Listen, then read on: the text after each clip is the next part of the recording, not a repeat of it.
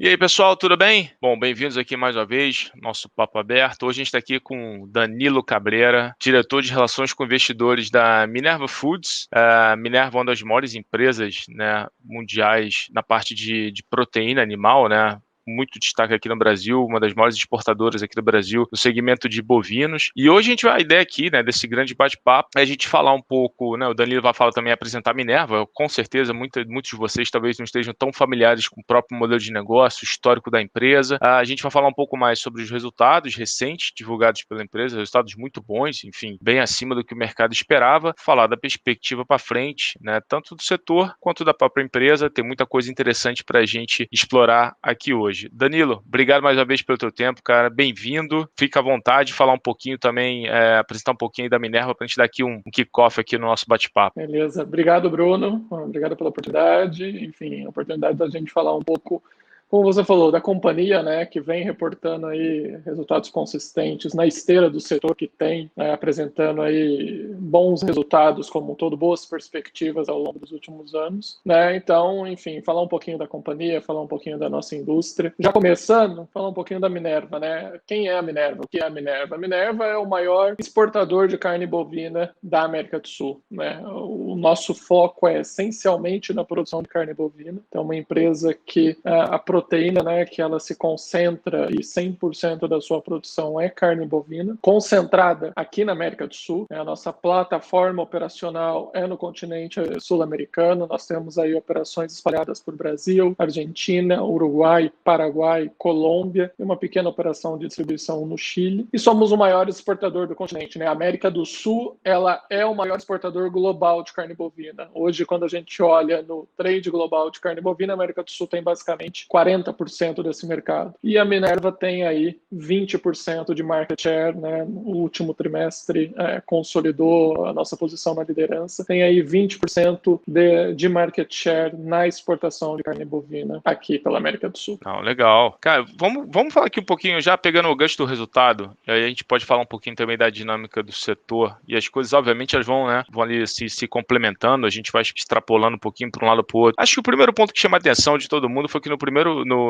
TRI agora, né, passado recente, a gente conversou muito sobre isso, né, o que a gente observava? Custo, né, muito alto, arroba, né, preço de arroba realmente vindo aí numa crescente.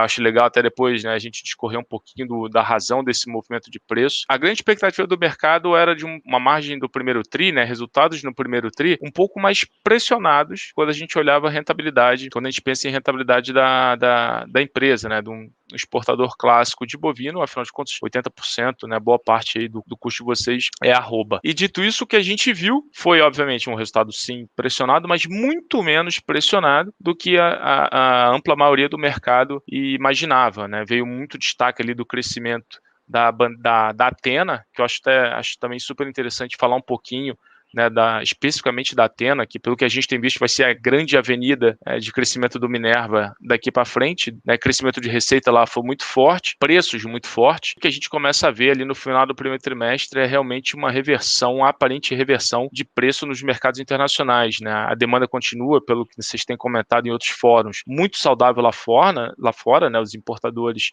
de carne bovina, realmente uma tendência impressionante, mas também tem um quê de países que classicamente eram também exportadores de proteína animal realmente estarem com alguns problemas estruturais, né, aqui, né, falando de forma muito explícita, a Austrália talvez seja o grande representante disso. Então, quando a gente junta, né, essas discussões aí nesse mosaico para a gente construir um pouco do que é uma visão setorial, pensando aqui em carne bovina para frente. Uhum.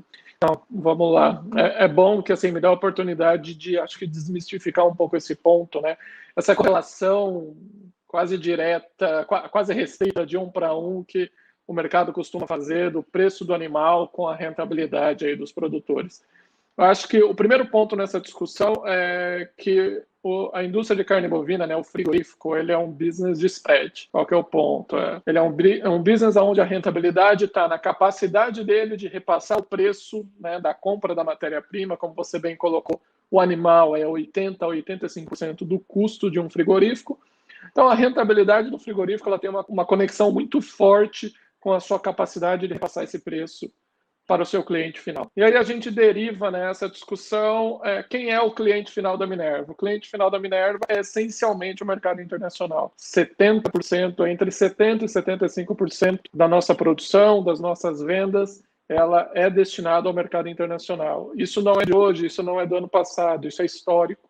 A companhia sempre teve esse engajamento, esse footprint, esse perfil de buscar ampliar sua exposição nos mercados lá fora, até por isso é o principal exportador do continente. Então, diante disso, e aí a gente puxa esse cenário macro que você falou, o mercado global de carne bovina, ele passa por um momento bastante singular, né? O que é esse momento?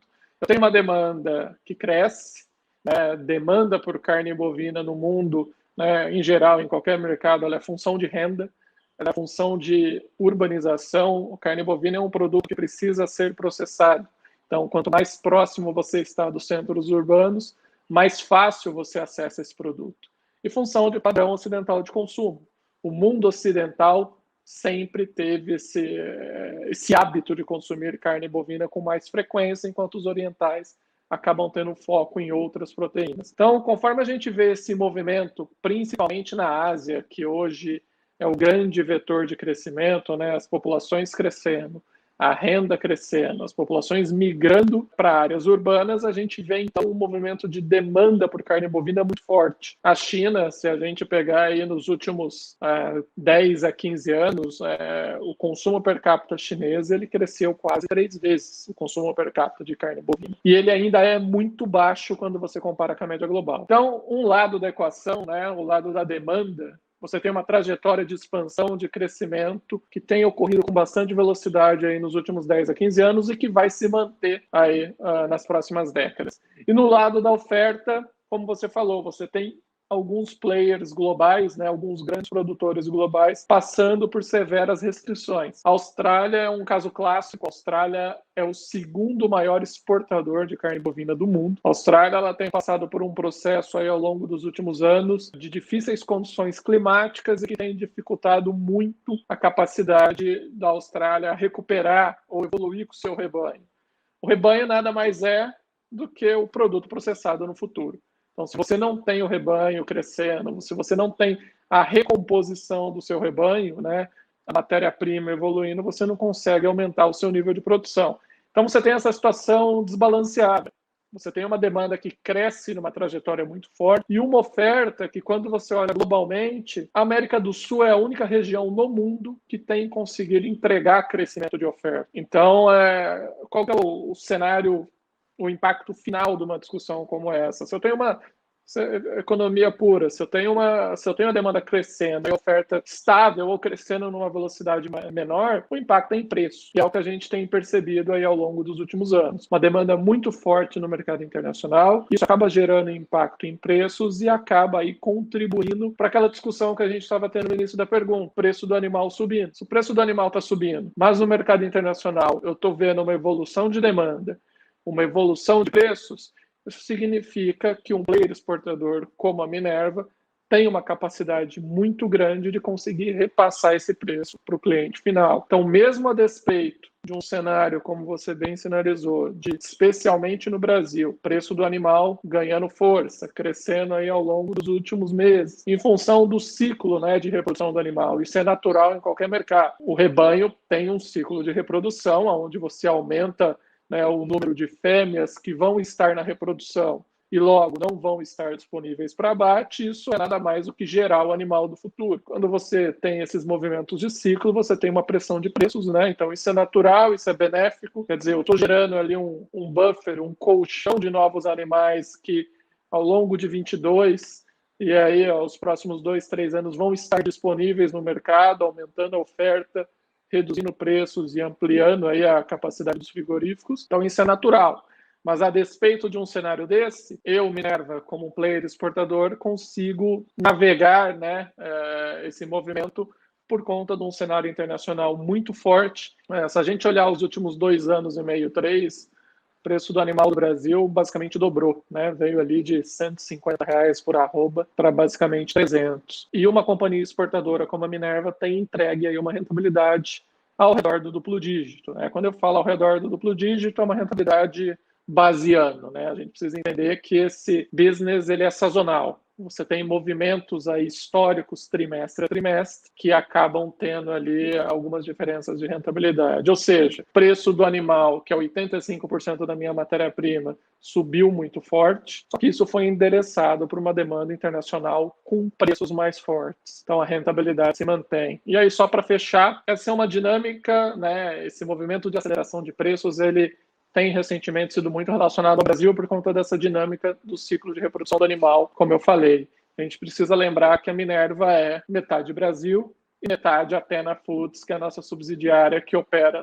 nos outros países da América do Sul, onde eu tenho um cenário de disponibilidade de animal e de pressão de preço na arroba muito mais suave do que o que está acontecendo aqui no Brasil. Então esse é um pouco do benefício dessa nossa operação diversificada no continente. Eu consigo aí equilibrar o meu racional de produção, o meu racional da minha operação, de modo a não sofrer aí impactos como esse de um preço um pouco mais acelerado no Brasil.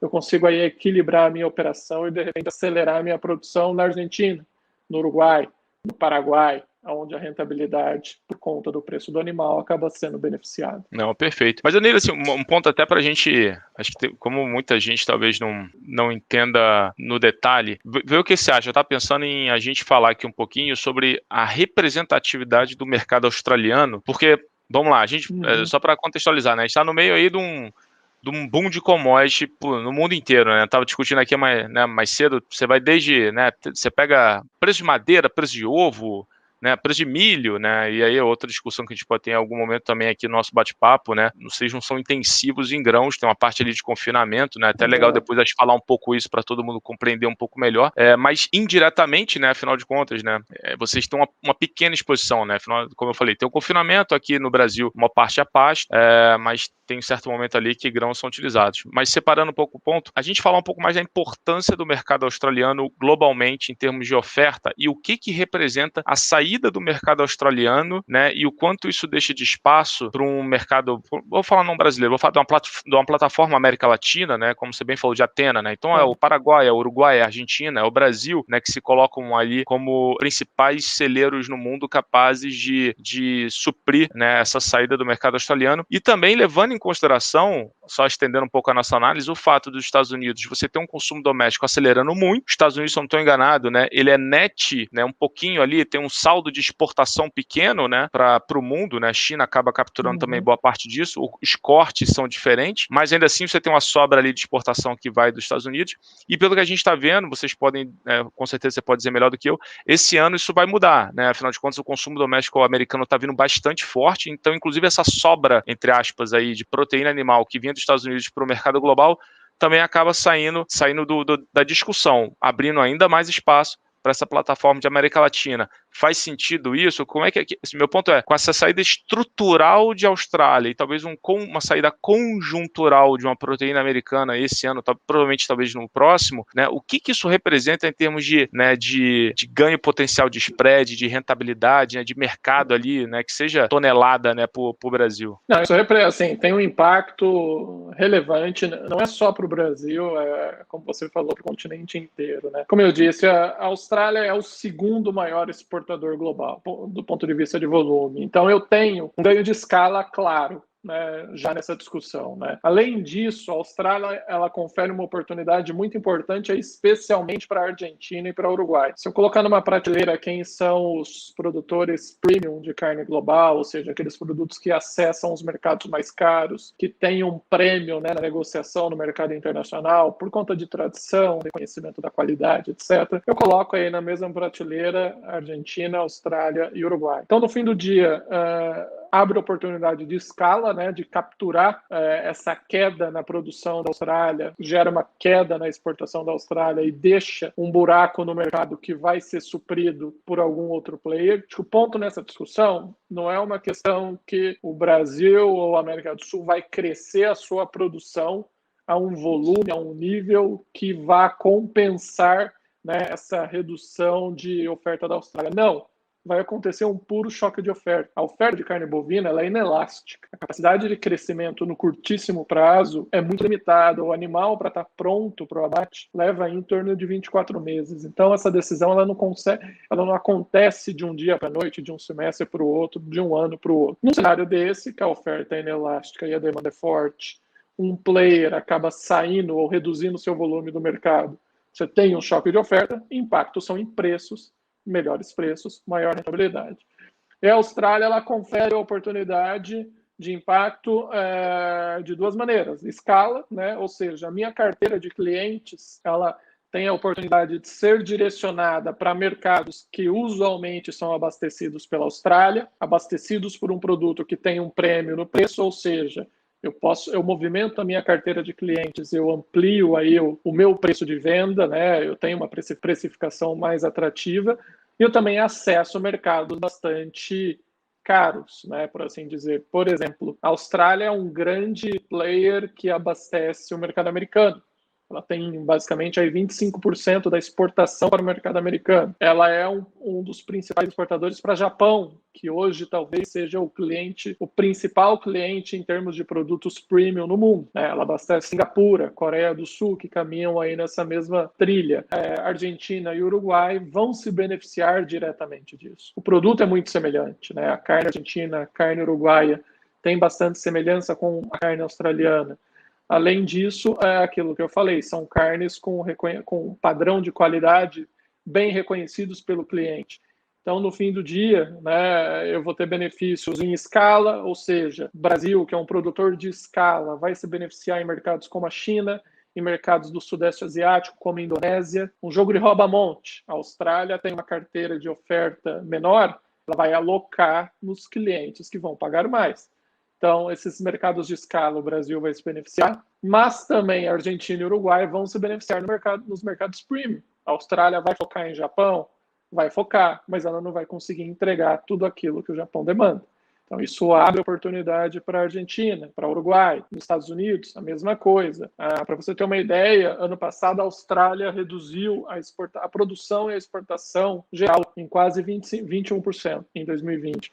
O primeiro TRI desse ano da Austrália foi menos 35%. Acho que isso mostra o desafio, né? O rebanho da Austrália está no menor nível dos últimos 10 anos. Então, o desafio de recompor um rebanho por conta de condições climáticas, desertificação, e aí tiveram o problema dos incêndios, né, na Austrália, que acabou atrapalhando uma região onde eles produziam via pasto. Então, mostra o tamanho do desafio da Austrália e o tamanho da oportunidade para os outros players. E aí, puxando o gancho para os Estados Unidos, você tem também aí uma boa conexão nesse cenário do mercado americano, movimentando no sentido de saindo da pandemia, acho que antes do que todo mundo, né, a vacinação avançando com força, isso indicando retomada de consumo, a vida voltando ao normal, os incentivos do governo americano, que é consumo na veia, né? O cara tá dando cheque lá, se eu não me engano, $1.400, né?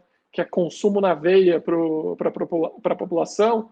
Isso é impacto em consumo de alimento. O consumo global vai crescer esse ano, mesmo em um ano de pandemia ainda. Um ano que você tem retração econômica em parte do mundo. Um ano que você tem dificuldades, né, em função do cenário próprio da pandemia, mas um ano com consumo global de carne bovina mais forte. Os Estados Unidos vai ser um demandante relevante, né? O consumo do mercado doméstico americano vai ser forte, vai crescer, e isso vai ter dois efeitos. A Austrália não vai conseguir atender, então a América do Sul vai suprir esse consumo. E dois, mesmo o produtor americano, né, é um mercado muito grande que usualmente ele volta os olhos, né, para o próprio mercado doméstico. Então, o excedente de exportação do mercado americano é muito pequeno. A produção é basicamente dedicada para o mercado doméstico. Nesse contexto, mesmo esse pequeno excedente, o produtor americano vai ter uma decisão, o exportador americano. E aí, exporto ou foco no meu mercado doméstico? Então, assim, no fim do dia, aquele balanço de oferta e demanda vai ser ainda mais desequilibrado.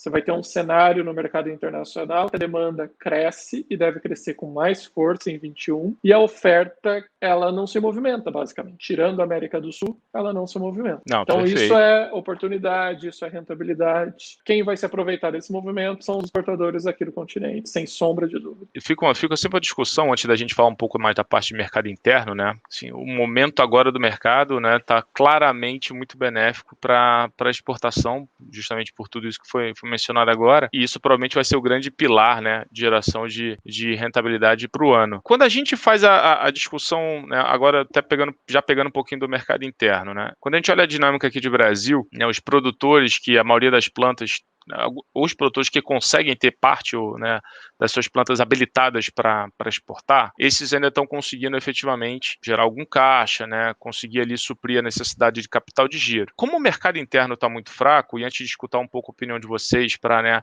essa percepção de mercado interno para o restante do ano, e será que existe alguma, como é que vocês têm alguma opinião, né, dá para a gente inferir alguma coisa no sentido de, dado esse movimento, né, custo de arroba mais alto aqui em Brasil, os produtores exos grandes, né, é muito pulverizado, aqueles que são mais voltados ao mercado interno, aqueles mesmo que tem alguma coisa para o mercado externo, mas enfim, não é tão relevante, não está conseguindo realmente gerar caixa, é possível inferir ou acreditar em algum movimento, né? Consolidação não uma consolidação de fato, né, de você arrendar planta ou mesmo comprar outro, porque isso não faz sentido, mas entre aspas, uma consolidação branca, né, de capacidade de ser retirada, porque infelizmente ele não consegue realizar, e cada vez mais demanda, né, vindo para os maiores? Sim, eu acho que é bem incrível aí um cenário de redução global de capacidade no mercado doméstico.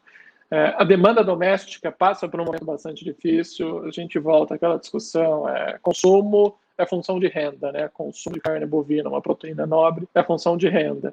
Até pelo momento econômico impactado pela pandemia, até pelo momento da vacinação, que ainda não ganhou aí uma trajetória tão forte no Brasil, então a gente já vive um momento aí de demanda, né, por carne bovina mais pressionada. E aí sim, a gente deve ter dois impactos nesse contexto. O primeiro é produtores com foco no mercado doméstico, né? Seja a integralidade da sua produção ou uma parcela relevante, por mais que ele acesse o mercado internacional, se ele tem uma parcela relevante no mercado doméstico, isso acaba pressionando, né, o seu modelo de negócios, a sua rentabilidade no período. Então, esses produtores passam por um desafio, né? Acho que é crível a gente pensar que sim, na média, a indústria deve ter aí um movimento de redução de capacidade, até porque a indústria no Brasil, como na maioria dos países sul-americanos, ela é concentrada na produção para o mercado doméstico. A Minerva tem uma característica diferente. A Minerva é um player que produz aí 70%, as suas vendas são 70% destinadas ao mercado internacional. O Brasil é o oposto. O Brasil aí em torno de 75% a 80% é dedicado ao mercado doméstico. Com o mercado doméstico fraco, eu devo ter aí um movimento de demanda pressionando essas indústrias que naturalmente vão acabar tomando decisão de reduzir a utilização ou fechar determinadas plantas, reduzindo aí a capacidade operacional, reduzindo também a demanda pelo animal.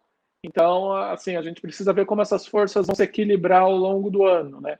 A redução na demanda para o animal pode trazer aí também um alívio antes do que é esperado nesse patamar de arroba que a gente tem percebido. Não, perfeito, entendi. Então, o que você está falando é o seguinte: bom, dado que existe essa restrição de mercado doméstico maior, afinal de contas, né, na média ali, né, o pequeno, médio produtor não tem a capacidade, né, igual a de vocês, no sentido de fôlego de caixa, né, e é um negócio realmente muito intensivo em capital de giro. Consequentemente, ele reduz a quantidade de abate, tira essa pressão da arroba, e aí para frente no segundo semestre a gente pode ver essa arroba voltando para patamares um pouco mais aceitáveis, que também não está muito longe, né, pelo que vocês comentam, assim, o orçamento de vocês, né, a visão de vocês para o ano é uma arroba ali mais próxima a 300 e pouco, né, se não tô muito, que a cabeça está funcionando muito errado. Isso, acho que é ao redor disso.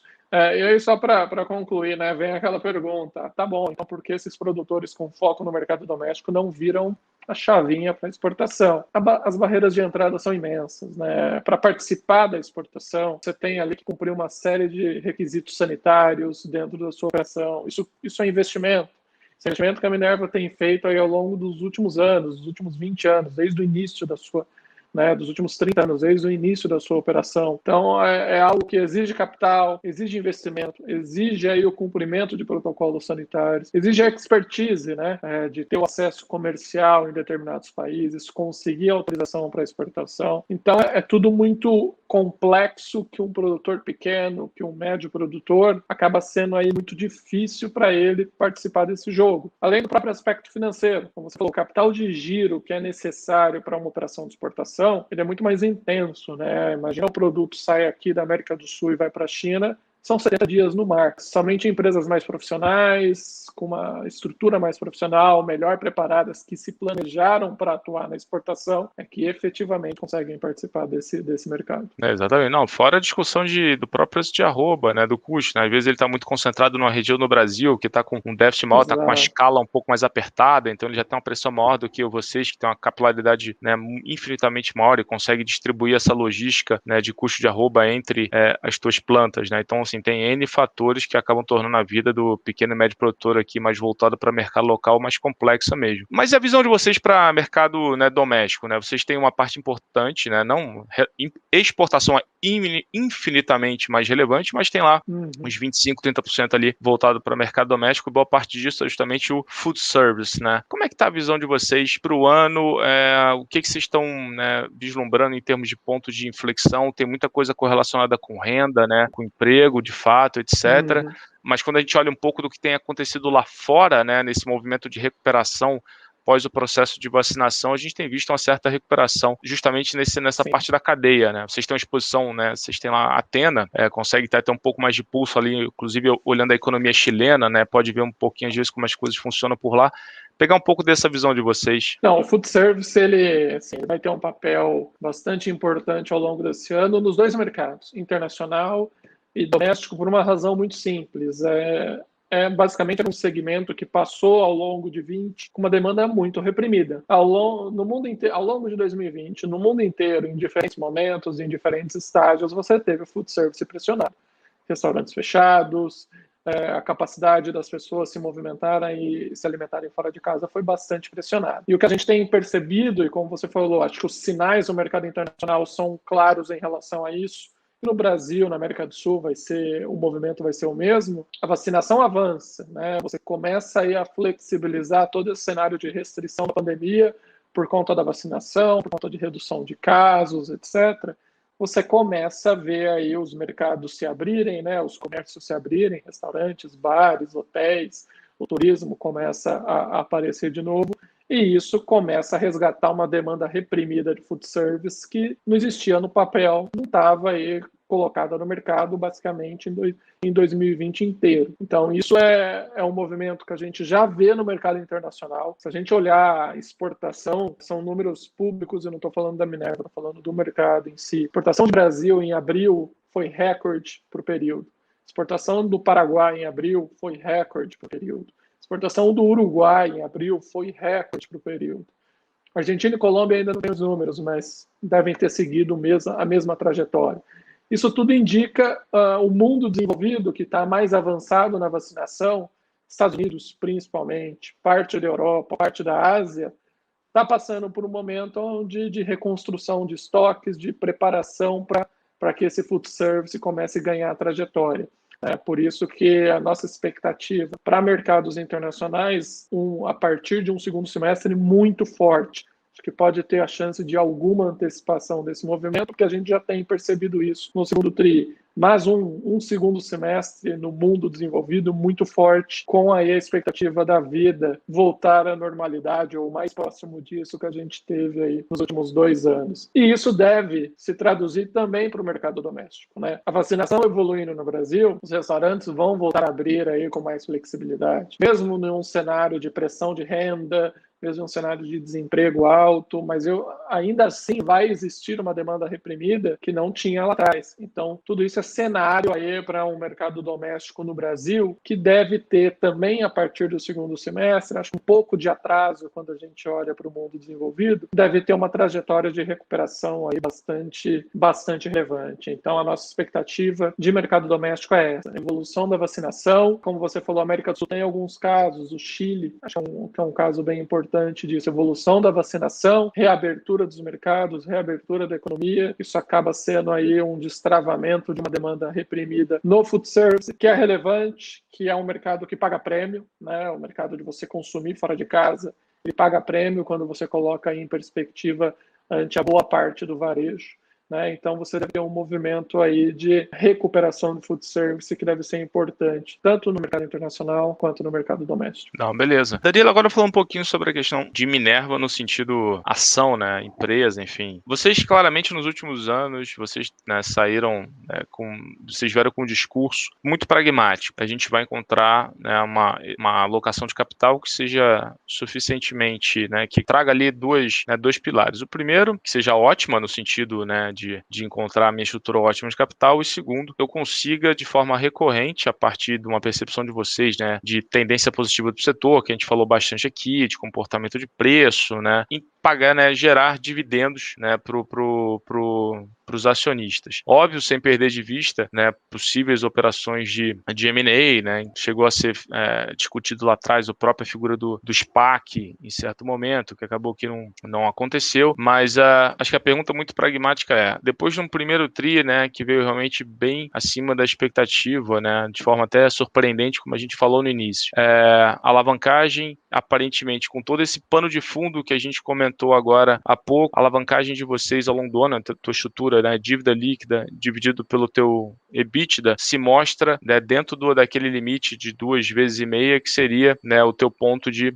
pagamento de 50% do teu lucro líquido em dividendo. Aparentemente, existe uma ausência de alguma operação, né, que realmente seja significativa do lado de fusão e aquisição. Estamos muito errado em imaginar, né, mais um ano de dividendo, enfim, para o acionista. Pode ver alguma coisa muito, né, muito diferente nesse aspecto. É possível, inclusive, né, imaginar esse 50%, né, sendo composto por algum extraordinário, caso a tua alavancagem fique muito abaixo do teu limite de 2,5 vezes. Como é que é essa discussão dentro do Minerva atualmente? Não, acho que assim, você pontuou bem, né? Se a gente resgatar lá atrás qual foi a estratégia da companhia. Primeiro, a companhia, né, ela se movimentou ali de modo a alcançar o footprint operacional que a gente tem hoje, né? Hoje o nosso footprint aí é ancorado, né, nos mercados da América do Sul, né? A América do Sul é a nossa plataforma de exportação, né? Acho que assim, como eu falei desde o começo, a nossa operação é ancorada em Brasil, Argentina, Uruguai e Paraguai. Isso foi alcançado ali com as aquisições dos ativos que compõem a Tena Foods hoje, né? Isso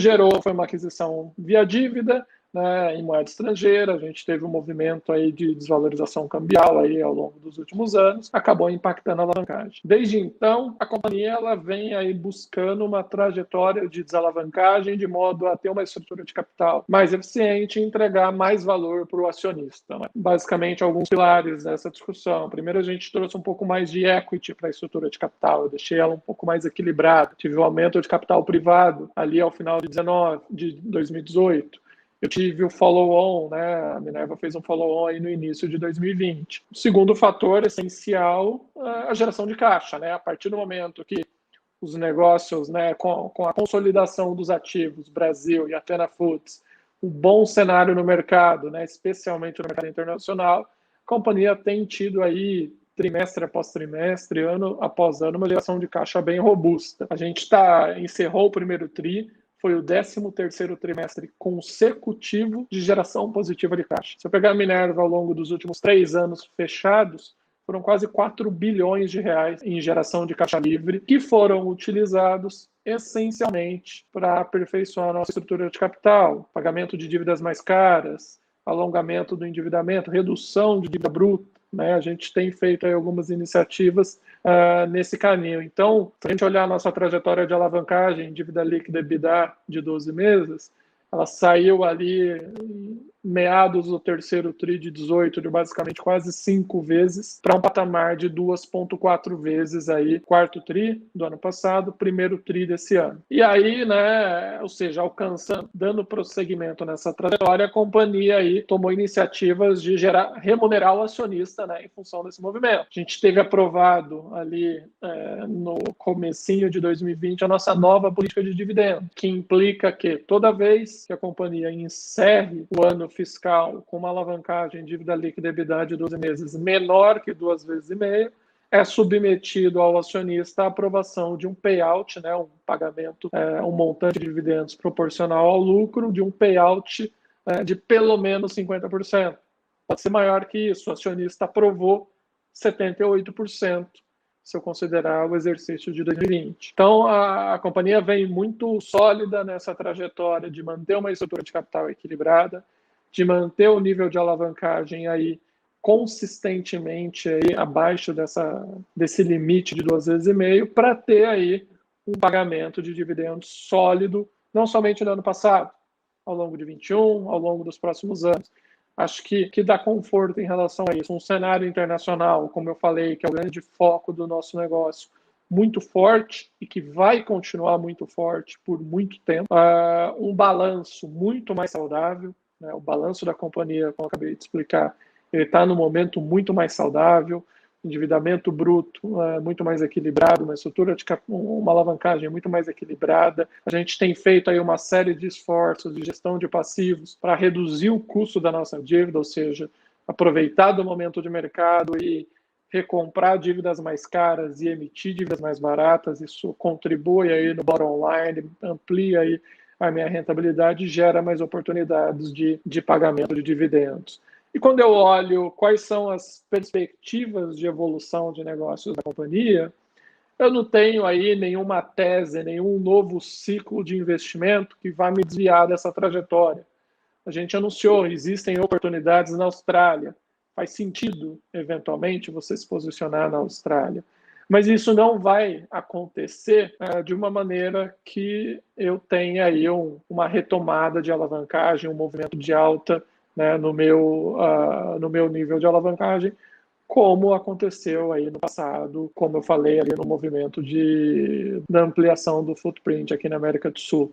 Então, assim, a gente passa por um momento bastante saudável, o momento de mercado também é bastante atrativo, os planos, né, de expansão, de investimento da companhia, eles são muito mais equilibrados, né? Você não tem nenhum novo ciclo de investimento que vá significar aí um movimento que possa impactar essa trajetória. Então a Minerva vai continuar gerando caixa, vai continuar com uma alavancagem equilibrada e bastante estável, né? A gente tem um target de alguma coisa ao redor de 2 vezes, é o nível equilibrado que a gente considera, e vai continuar assim gerando resultado e distribuindo dividendos ao acionista. Acho que o primeiro TRI, que é historicamente o trimestre mais fraco do ano, deixou isso claro, né? Um primeiro trimestre que é sempre mais fraco, veio aí com resultado bastante forte, uma sinalização muito boa para os próximos trimestres. Botar você no fogo então um pouquinho aqui para fechar, né? Faz parte. Cenário hipotético, chega a alavancagem no final do ano, eu nem fiz conta ainda, tá? Então, mas só vamos lá. Alavancagem no final do ano, teu limite é 2,5 vezes para pagar os 50%, se eu não estiver enganado, certo? É 2,5, tá? Abaixo de 2 vezes, vamos botar até uma gordura aqui, abaixo de 2 vezes no final do ano,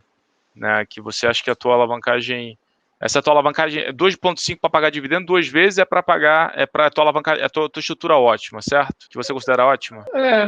Assim, se você olhar o mercado, é uma estrutura ótima, né? Uma estrutura mais eficiente, digamos assim. Então, vou botar abaixo de 2 vezes lá no final do ano. Na ausência de qualquer discussão de fusão e aquisição, é factível, é plausível pensar em algum dividendo extraordinário? Digo assim, quando você caminha no racional do conselho, né? Você vai olhar lá, bom, beleza, olha, conselho, vamos ver aqui. Bom, chegamos aqui nesse momento, não tem nenhuma fusão para aquisição para acontecer que seja, né, que pressione a minha estrutura de capital. O cenário ainda se encontra, né, um cenário, né, razoavelmente bom na parte do setor, etc. Você não tem nenhuma disrupção nesse aspecto. É algo que faria sentido o conselho discutir, né, a diretoria discutir, ou por enquanto é algo que fica muito mais plausível lá para um 2022, de repente concretizando essa trajetória, né, mais um ano aí de uma trajetória de desalavancagem, etc. Nossa, acho assim, vamos lá, a gente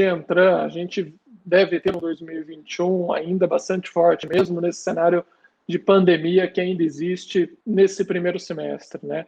Então, assim, a gente está bastante confortável que 2021 ele deve ter resultados aí bastante em linha com o que aconteceu aí ao longo do último ano. Então, isso tudo sinaliza, né, que sim, eu devo ter um movimento aí de geração de valor para o acionista bastante forte. Chegando ao final do ano, sendo bastante objetivo, e um cenário que permita a companhia pagar um dividendo que esteja de acordo com a política, né, abaixo de 2,5 vezes, ou seja, com payout mais alto, e o acionista, que no fim do dia é o acionista que toma essa decisão via assembleia. O acionista aprovando via assembleia um dividendo mais robusto, ponto. Isso é assim, é um ponto pacificado. Se a gente olhar, né, a trajetória de mercado e a trajetória da estratégia da companhia, que vem perseguindo aí esse processo de desalavancagem, que tem alcançado boa geração de caixa, quer dizer, essa alocação de capital em busca de um pagamento de dividendos mais robusto, de gerar valor para o acionista de forma mais robusta, é totalmente crível, acho que é o primeiro ponto, assim, se você fizer essa análise, é totalmente crível sobre a ótica de mercado, sobre a ótica de balanço, totalmente racional dentro da estratégia da companhia. Então, lógico, final do ano ainda tem um tempo, mas assim, a companhia tem todo o interesse em entregar, alcançar, né, essa nossa estratégia, esse nosso planejamento, e entregar mais um ano de geração de caixa, alavancagem equilibrada, estrutura de capital bastante sólida, rentabilidade, isso consequentemente gera oportunidade para distribuir dividendos, para gerar valor para o acionista. Bom, Danilo, queria te agradecer, cara, pelo teu tempo aqui, por ter, enfim, aberto espaço na agenda. Foi ótimo, fica aqui o convite para próximos bate-papos, próximos, né, participações. Pessoal, obrigado mais uma vez pelo tempo de vocês. Danilo, fica aberto aí, quiser fazer alguma última consideração, cara, fica à vontade. Então, obrigado, Bruno, pela oportunidade, obrigado, pessoal da Exame. Primeiro, deixar os nossos canais, né, de comunicação do RI aberto, nosso site de RI, o nosso Twitter de RI, Minerva_BIF3.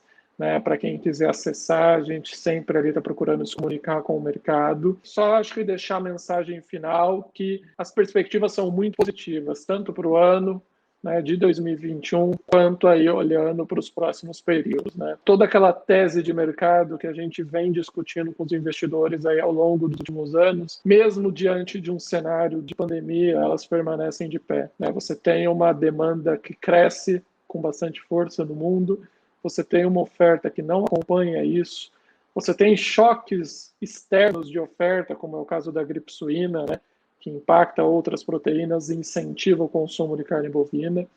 E você tem basicamente, você tem recuperação econômica pós-Covid, principalmente no mundo desenvolvido, com o avanço da vacinação, etc.